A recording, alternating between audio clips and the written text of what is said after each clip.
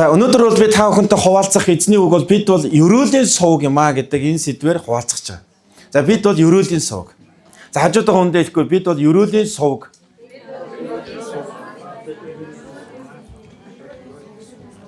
Бурхан бол үнэхээр их сурвалж юм а. Тийм ээ. Бурханд үнэхээр яндашгүй их зүйл байгаа. Танд итгэж байна уу? Бидний төлөө тэр энэ тийм ээ яндашгүй их сурвалжаа үргэлж бидэнтэй хуваалцахыг хүсдэг. Итгэмжтэй хүмүүстэй хуваалцахыг хүсдэг.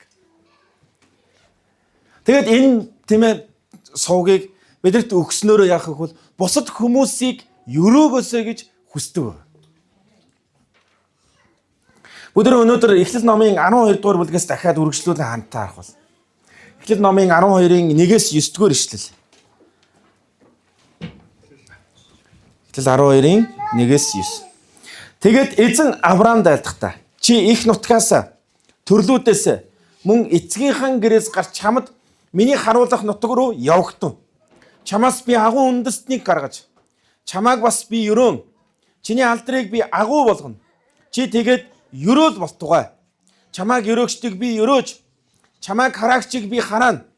Газар дэлхийн бүх овг чамаар өрөөгдөх болно гэвэ гэсэн. Бид энэ 1-3 дугаар ишлэлийг өнгөрсөн 7 хоногт хуваалцсан тийм үү? Бид нар өрөөлийн зорилгын талаар өнгөрсөн 7 хоногт сурсан. Өнөөдөр бид нар тэгвэл хэрхэн бид нар өрөөлийн сувг болох вэ талаар суралцмаар байна. За цааш нь үргэлжлүүлээд харах юм бол тэгээд Авраам эзнийг хэлсэн ёсоор гарч явжээ гэсэн юм. Лот хамт явв. Авраам Харанаас хөдөлсөн тэр үед 75 настай байлаа. Авраам эхнэр Сара дүүгийнхаа хүү Лот болон Харанд байхдаа цуглуулсан бүх эд юмс олж авсан хүмүүсээ аваад тэд Канаан нутгийг зорин хөдөлжээ гэж. Би ер нь энэ үгэнд жоохон эргэлздэг. Бурхан Авраамд ямар ч газар нутаг заагаагүй зүгээр л тэр өглөө босоод за аль зүг рүү явах вэ гэж зүгээр шууд хөдлөөд явсан газар нь Бурханы зааж өгсөн газар гэдэг би тэгэж бол итгэдэггүй. Бурхан юу гэсэн бэ? Миний харуулах газар руу чи яв гэж хэлсэн. Түүнд аль хэдийн Бурхан харуулсан гэдэгт итгэж байгаа. Яг гэх юм бол тэр яасан бэ гэх юм бол Канаан нутгийг зорин явсан байгаа. Тэр хаашаа явах гэж байгаагаа мэдчихсэн.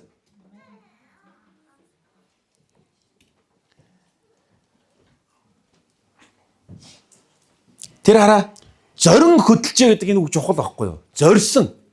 Зүгээр нэг за тэнд байж магадгүй гэд явсан биш шүү. Бүр зориг тавиад явсан тухай хэлж байгаа. Тэгвэл 26-нд хараа. Тэгжээтэл тэнгэр таалах байлгүй. Тэгжээтэл нэг бүх юм сайхан болох байлгүй. Ийм хүмүүс Бурханы хувьд ерөөлийн сувг болдоггүй маа. Үнэхээр дэлхийн би ингээд гайхалтай одоо тэр бомтнууд ч юм уу одоо шин нээлтүүдийг хийсэн агуу тэр одоо хүмүүсийг харах үе тэд дандаа зоригтой байсан. Та нар харах юм бол хамгийн анхны хэвлэх машиныг гаргаж ирж ирсэн хүн хүртэл юу гэх юм бол Бурханы үгийг илүү олон хүмүүст хүргэе гэсэн зорилгоор Бурханаас залбирч энэ санаа Бурхан өгсөн байна. Яаж Бурханы үгийг илүү олон хэвлэж хүмүүст хүргэх вэ? Бурхан зоригтой хүмүүстэй хамт ажилладаг. Миний одоо удирдлагч маань ингэж хэлж байсан. Хүсэлтэй хүн Бурхантай хамт алхдаг.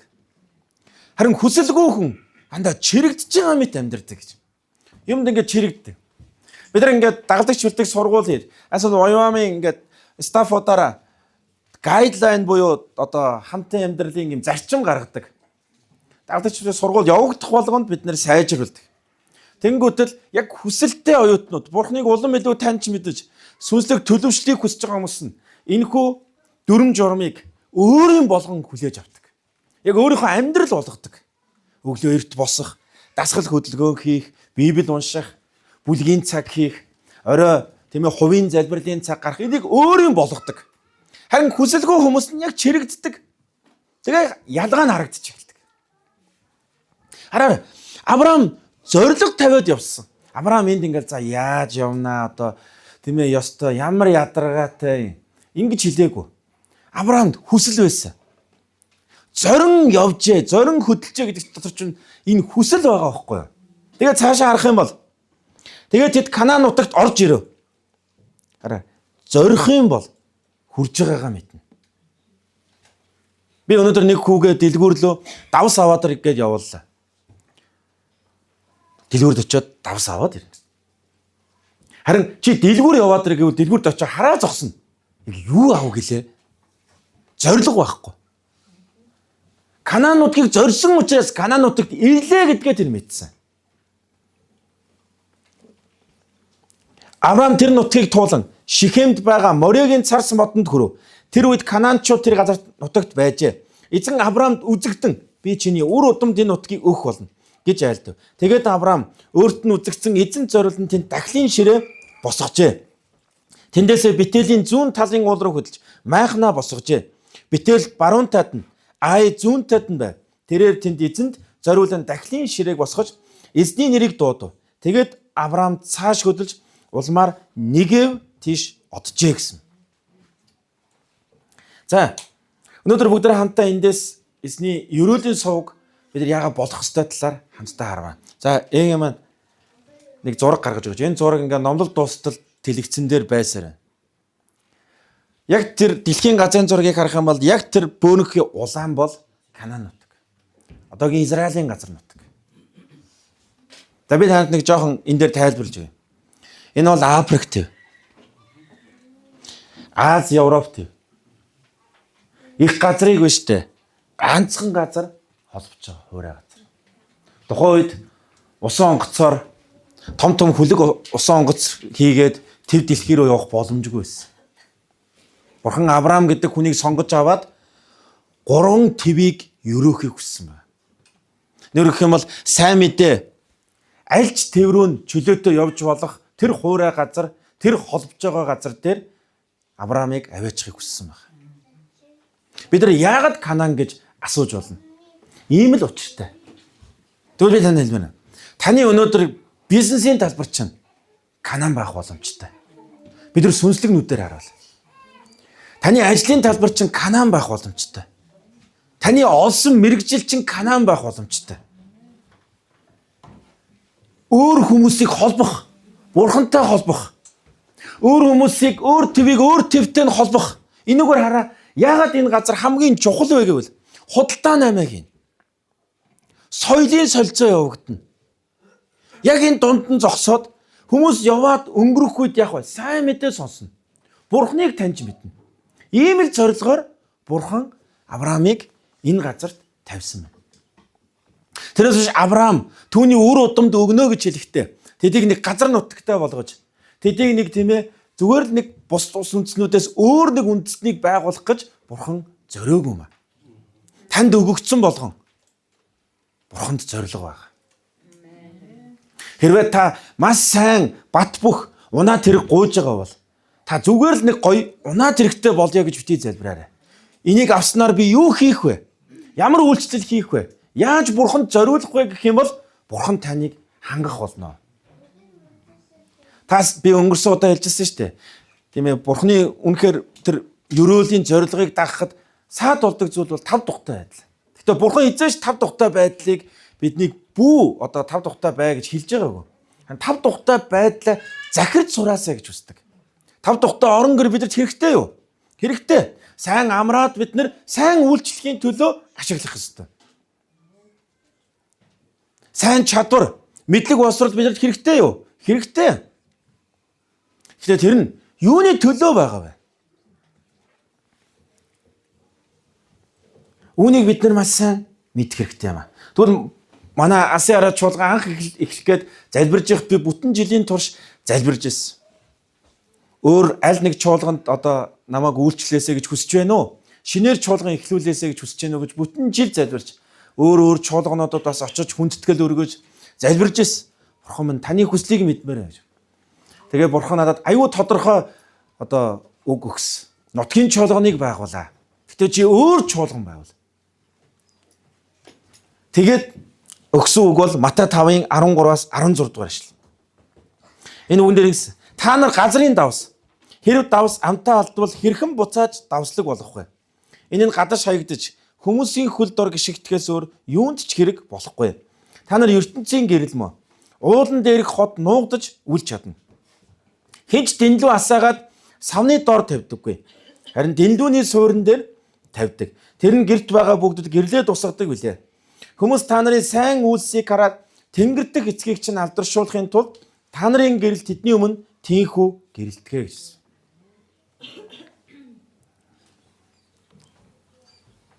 Саяхан чуулган анх байгуулагдаад нэг 2-7 хоногийн дараа иржсэн хүмүүстэйгээ хамт ахуулсан зураг. Анхны 6 сарын 1-нд хүүхдүүдэд өгж исэн бэлэг өгж байгаа зураг энэ харж ирсэн. Бид нар яг одоо орж ирэхэд та хувцас тавьж байгаа номын сангийн өрөөнд анх цуглаа гэсэн. Дараа нь эмэгтэйчүүдийн ордонд хийдэг байсан. Тэгээд бид нар эзний чуулганыг байрыг барья гэж шийдээд энд ирж хийхээр бас.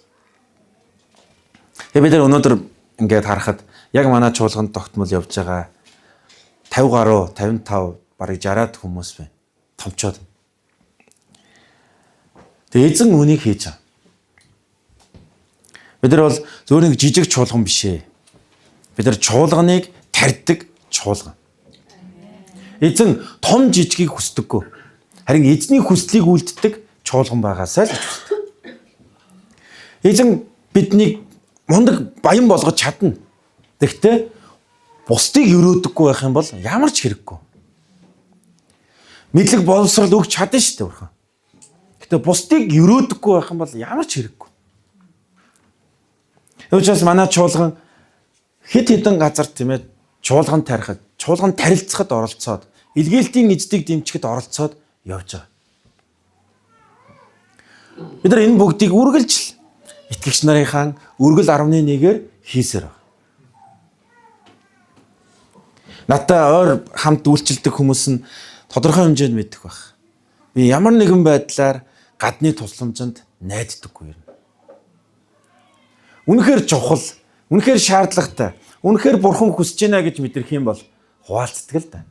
Тэгэхдээ би хамгийн түрүүнд бурханы их сурвалж бол энэ чуулганд байгаа гэдэгт итгэдэг. Монгол хүмүүст байгаа гэдэгт итгэдэг.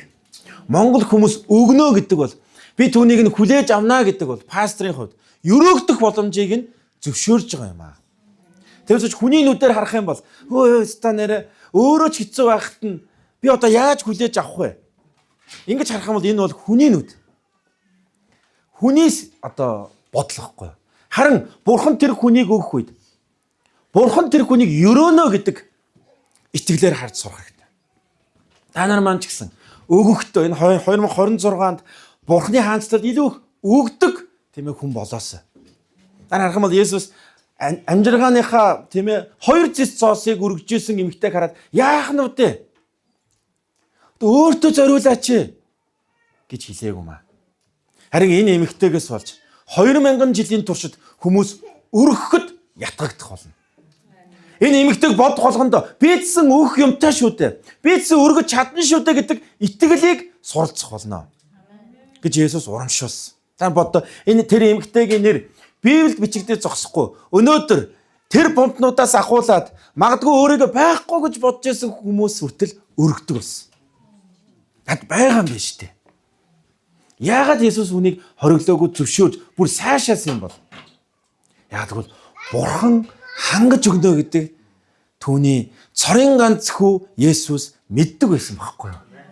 572 загас магадгүй Есүсийн сургаалыг сонсохоор өсвөр насны хүн явах үед ээж нь түүнийг өдөр идэрээ гэж бэлдэж өгсөн. Тухайн та нар боддоо тэр олон 50000 ирчүүдтэй тэр газарт бүгд өсөж исэн. Яагаад өсөж исэн бэ гэвэл Ромын колончлт байсан. Тэр өдрийн нэг хоол идэгч зарим нь боломжгүй байсан. Гэтэл Есүс яагаад тийм ээ 572 загсыг нь аваад талархал өргөөд хүмүүст хуваалцсан бэ? Өгөхийг харуулсан байна.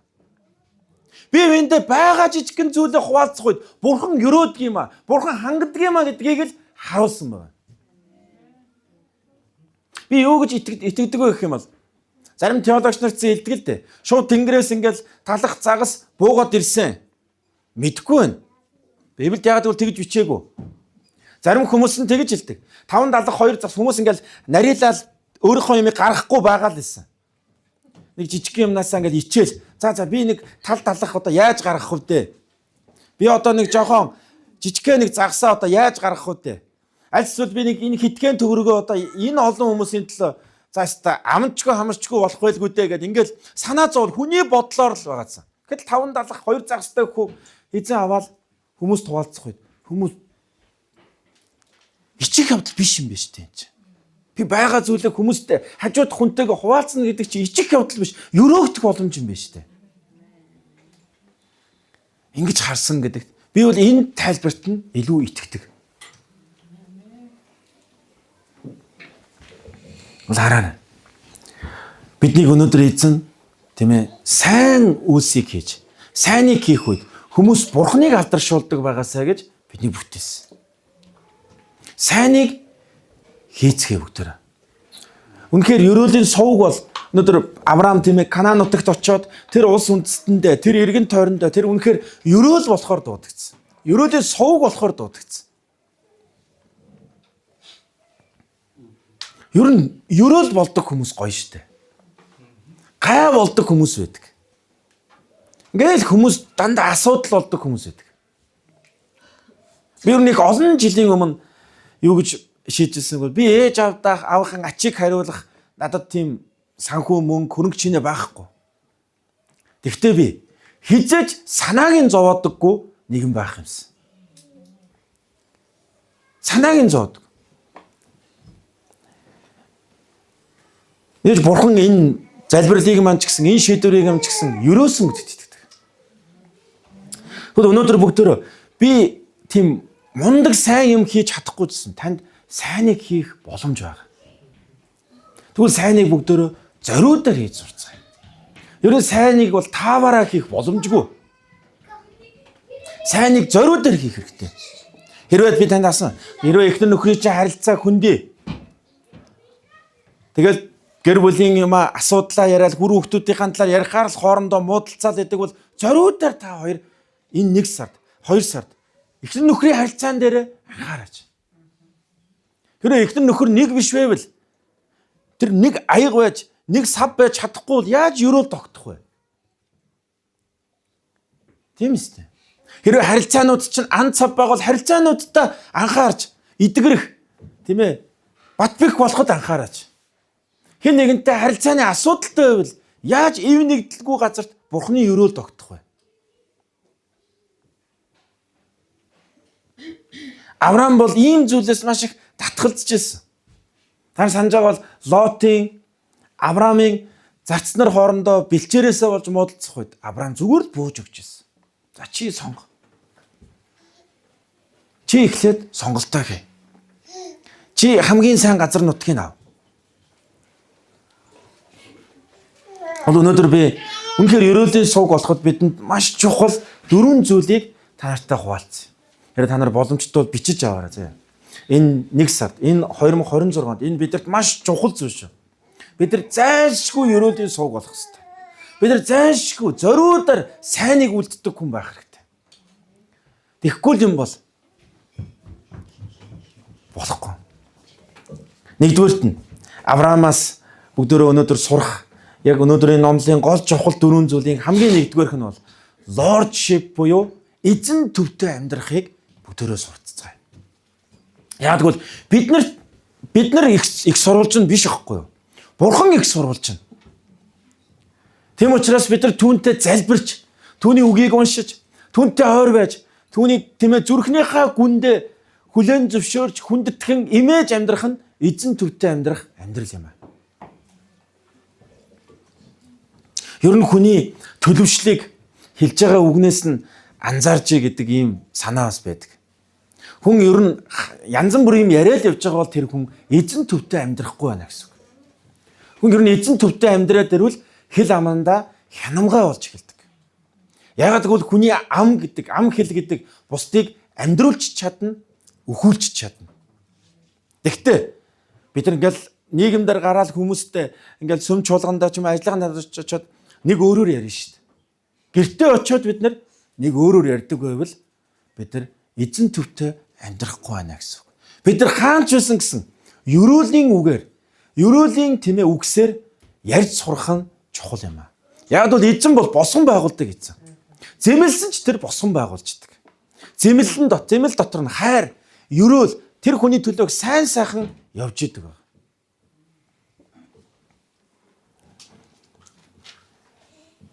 Үнэхээр жинхэнэ төлөвшил бол Есүс төвтэй амьдрахыг л хэлж байгаа. Тэрнээс биш мундаг гоё, бусдад хүндлэгдсэн, сахилга баттай ийм байдлыг Библийн дагуу төлөвшил гэж хэлдэг. Харин жинхэнэ төлөвшил бол Есүс төвтэй амьдрахыг хэлж байгаа. Хоёрдугаарт нь итгэл чухал. Итгэлгүйгээр Бурхан таалагдах боломжгүй гэж хэлсэн. За та нар өнөөдөр яг энэ эзэн төвтэй амьдрахыг Авраамаас биний саяны уншсан хэсгээс харах юм бол хараарай. Морегийн царс модны дор очиод тэндээ дахлын ширээ босгоод эзнийг дуудваа гэж хэлсэн байна. Авраам яагаад тэнд эзнийг дуудах болов? Тэр эзэн төвтэй амьдрахыг сурсан. Яг гэвэл эзэнтэй хамт байхгүй юм бол энэ дуудлагыг биелүүлж чадахгүй. Эзэнтэй хамт байхгүй юм бол энэ том дэлхийд яаж өрөөл болох вэ? Яаж бид нэр бусдад өрөөл болох вэ? Бид нар чинь эзэн төвтэй биш бол бузар муу хүмүүс байхгүй юу? Цаанаасаа зүгээр л бузар муу байхаар бид нар нүгэлт хүмүүс. Өчигдөр дэлхийн оройн маллалын чуулган дээр сурсан шүү дээ. Бид нар зүгээр л хараа эхнэр нь нөхрийнхөө хараар, нөхөр нь эхнэрийнхээ хараар тавихгүй байсан ч, завхаарахгүй байсан ч юу ч хийхгүй байх нь урсаад явдгаа гэж хэлж байгаа. Юу ч хийхгүй байх нь таныг сүрэхэд хүргэдэг. Тэгэхээр цайныг би зориудаар хийх ёстой шүү гэдэг байгаа чинь нөхгүй. Энд байгаа өсвөрийнхөө над руу анхаарлаа хандуулаарай. Та нар зориудаар сурахгүй юм бол хизээч амжилт гэдэг юм ирэхгүй. Энэ нэг үннийг хэлье. Өнөөдөр сургууль сурж байна. 10 жил сурж байна. Оюутан байна. Бусад хүүхдүүдтэй адилхан юм шиг харагдаж байгаа.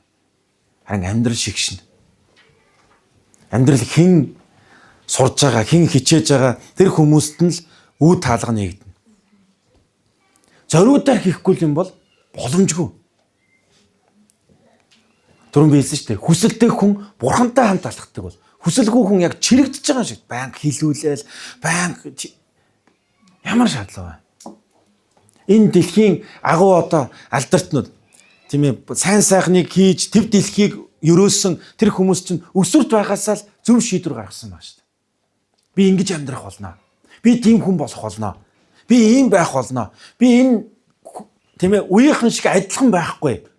Би өөр байх болно гэж шийдвэр гаргасан учраас л тэд тийм хүмүүс болсон байхгүй. Би 26 онд үнэхээр би та бүгдийг юу гэж шийдээсэн юм? Би эзний өдрийг үнэхээр сагсан шиг сагдаг хүн байх болно гэж шийдээсэй гэж хүсэж байна. Энэ бидний эзэнтэй хамт алхаж байгаа төлөвшил байхгүй юу? Тэгээс боломжтой өдөр нь ирчээл боломжгүй өдөр нь таслаа явчихдаг. Энэ бол бидний сүнслэг сахилга баттыг мань харуулж байгаа. Үндэ зориудаар л ирэхгүй бол зүгээр их тааваараа ирэх боломжгүй юм аа. Би өнөөдөр Асиара чуулганы өсвөр залуучууд дотроос үнэхээр энэ үндэснийг өрөөх, үндэстнүүдийг өрөөх хүмүүс төрөн гараасаа гэж хүсэж байна. Магадгүй өөр нэг улс үндэстэнд 20 жилийн дараа, 10 жил, 15 жилийн дараа өөр улс үндэстэнд очиход пастраа би энд ийм салбарт нь ажиллаж байна. Би ийм тийм ээ засгийн газарт нь ажиллаж байна. Би дэлхийн хэмжээний энэ компани ийм талбар дээр нь ажиллаж байна. Яваасаа гэж хүсэж байна. Ийм зориудаар зорж байгаа тийм ээ ийм хүнийг санхүү мөнгө таагд юм аа. Үнэхээр таа. Тэгвэл итгэл байгаасаа гэж. Тэгэхээр би та нар итгэл гэж хэлэхээр зүгээр нэг сэтгэл хөдлөл биш. Би сая хэллээ шүү дээ. Эзний өдрийг сахих. Үнэхээр тийм ээ эзийг эрен хайсаар байгаасаа гэж. 3 дугаарт нь тэгэхээр дуулууртай байдал маш чухал. Авраамыг харах юм бол Авраам эзний хэлсэн ёсоор гарч явбаа гэж хэлсэн. Эзний хэлсэн ёсоор нь шүү.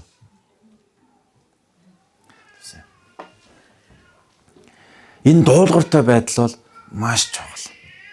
Өнөөдөр дэлхийн өнцөг улам бүрт бидний үйлчилж байгаа вайвамар хүмүүс байгаа. Илгээлтийн эзэд байгаа.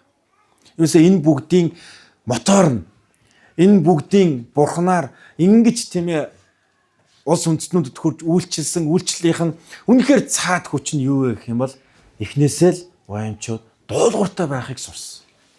Бурханд, Бурханы хүмүүст баг хамт олондоо дуулууртай байхыг сурсан байна. Тэмч учраас хаанч очсон дуулууртай байхыг чухалчилдаг.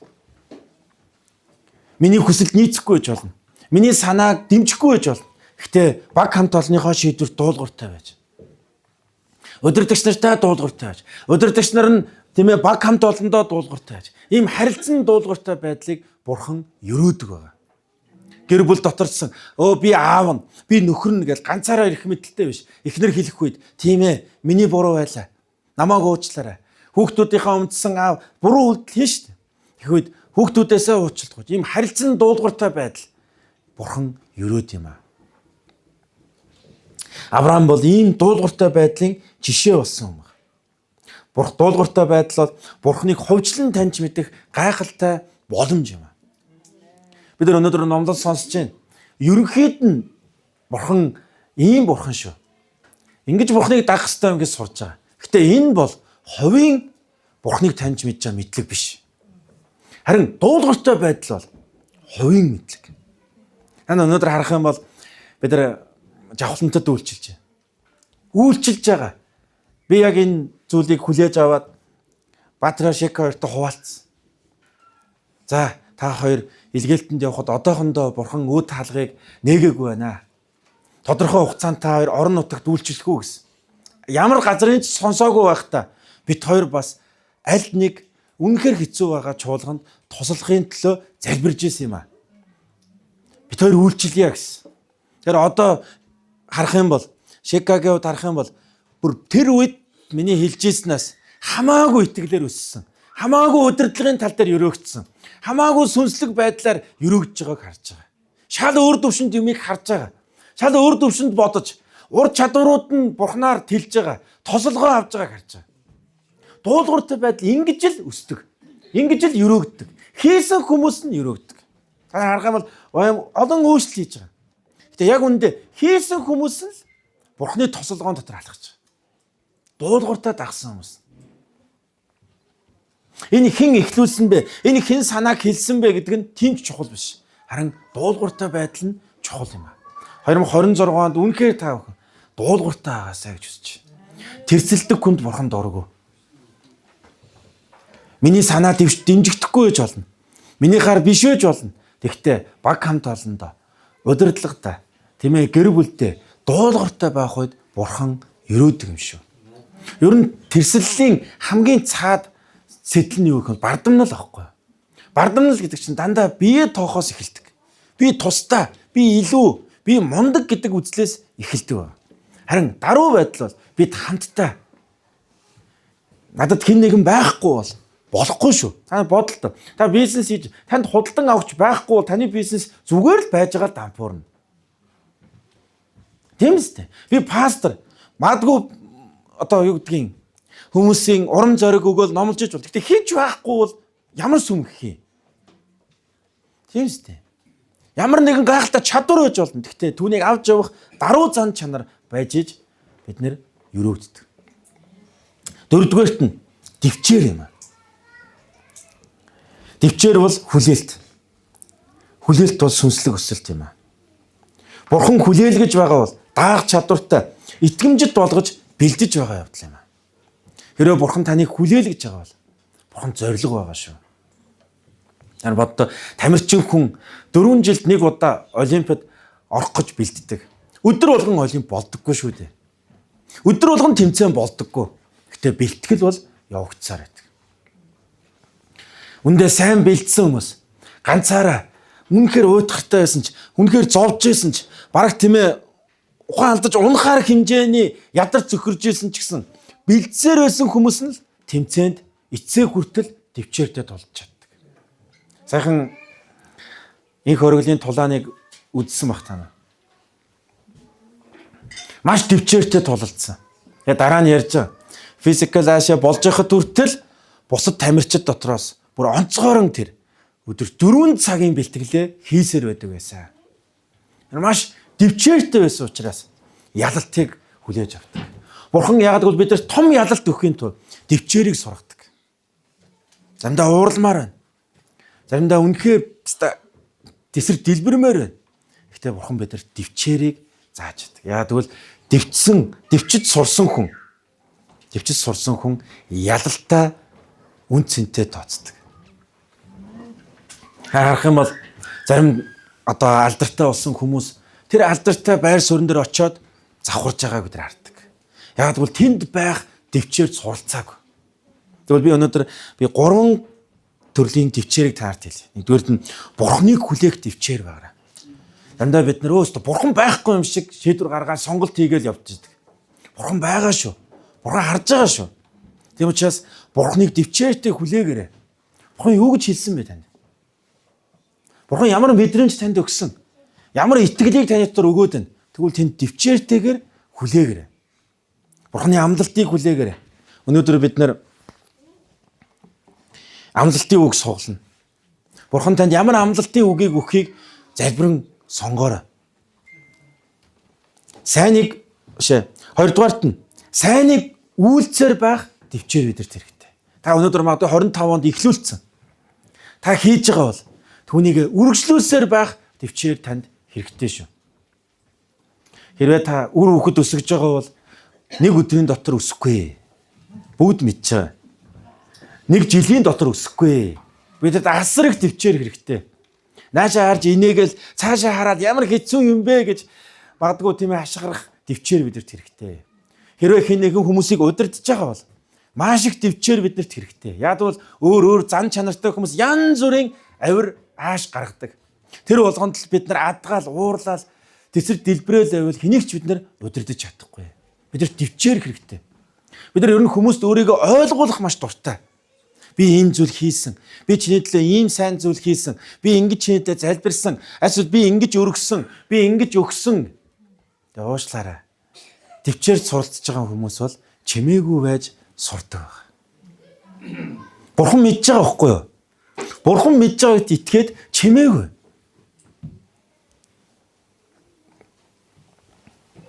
Би маш их алддаг, харамсдаг юм бол яг энэ байхгүй. Би хийсэн. Би тэгсэн штэ. Би энийг чинь гэсэн байхгүй юу гэдэг. Бурхан мэдж байгаа байхгүй. Яг үндэ хинт зориулж хийгээд байгаа. Мэн сайныг үйлцээ. Магадгүй та энэ жил залбираа би ийм зүйл эхлүүлэх болно. Би ингэх болно гэж байгаа бол өртгийн төлөө шүү. Дэвчээртэй байгаарай. Ирээ залуучуудаа ирээдүйд гэрлэн, гэр бүлтэй болно гэж байгаа бол үнэхээр дэвчээр хэрэгтэй шүү. Өөрөөсөө шал өөр зан чанартай хүнийг дэвчиж гэр бүлийн сайн сайхан уур амьсгалаа алдахгүй тулд, муу мухайг оруулж ирэхгүй тулд дэвчээртэй байна гэдэг бол чухал юм аа. Гуравдугаарт нь мууг хийхгүй байх дэвчээр бидэрт хэрэгтэй. Мууг хийхгүй байх. Бид нар ингээл мөнгө санхүү бага байхад бол янз бүрийн юм сонгохгүй шүү дээ. Харин жоохон мөнгө санхүүтэй болоод ирэхээр янз бүрийн болохгүй юм сонгоно. Тэгэл нөгөө талаасаа бас бид нар тийм ээ зугаа зингэл дуртай болж эхэлдэг. Тэгвэл би өнөөдөр хэлмээр мууг хийхгүй байх төвчээр биднэрт хэрэгтэй юм аа. Магадгүй та тодорхой хэмжээнд амжилтанд хүрч, та тодорхой хэмжээнд гэр бүл, элэг бүтэн, үр хүүхдүүдээ өсгөөд сайхан ажил төрөлтэй амьдарч байгаа би тань хэлмээр. Сайныг үлдсээр л байгаарай. Бас нэг юмыг анхаараарай. Мууг үлдэхгүй байх төвчээр хэрэгтэй шүү. Би жишээ нь пастор хүн, удирдагч хүн гараал машин тэргээ барихтаа хүн амтантай хэрэлдэж уралдаал, тийм ээ? Хууль зөрчөөл ингэх юм бол ямар хэрэг байх вэ? Төвчээртэй. Замдаа ингээд улаан гэрлэр гарчдаг. Гэтэ за ингэж болохгүй шүү. Улаан гэрэл унтраад ногоон гэрэл асах хүртэл төвчээртэй байж сурах хэрэгтэй. Хэдхэн секунд гэхгүй юу? Бид нар заримдаа урдаас мань янз бүрийг хэлж байгаа хүний урдаас зүгээр чимээгүй байх төвчээр хэрэгтэй. За энэ хүн ярьж л. Энэ хүн мэдэхгүй шүү дээ. Энэ хүн намайг юу гэж хэлнэ үү? Тийм чухал биш байхгүй юу? Ийм дэвч чадаагүйгээс болоод бид нар яадаг гэх юм бол арцалддаг, муудалцдаг, харилцаанууд хагардаг, төлөвшил маань нуран ундаг. Тийм ээ? Бид нар сахилга батгүй болдог. Хамгийн сүүлийн ишлэл Дуулал номын 2:8 ингэж хэлсэн. Надаасгүй би үндэстнүүдийг чиний өв болгон дэлхийн хязгааруудыг ч чиний эзэмшил болгон өгнө гэвэ гэсэн. Бурхан биднээс юу хүсдэг вэ гэх юм бол үндэстнүүдийг өрөөхийг хүсдэг байна. Тэгээ Бурханы хүсэж байгаа үндэстэн таны магадгүй хамт ажиллаж байгаа хүмүүс байна. Бурханы хүсэж байгаа үндэстэн таны аав ээж ах дүүс гэр бүлчин байж магадгүй. Тийг Бурханаас гуугаасаа гэж хүсэж байгаа. Тэгвэл тэдийг Бурхан өрөөхийг хүсэж байгаа юм аа. Магтаалын багийг өргөе. Бүгд хамтдаа эзэн дотор магтаал өргөнгөө хамтдаа залбирцгаая.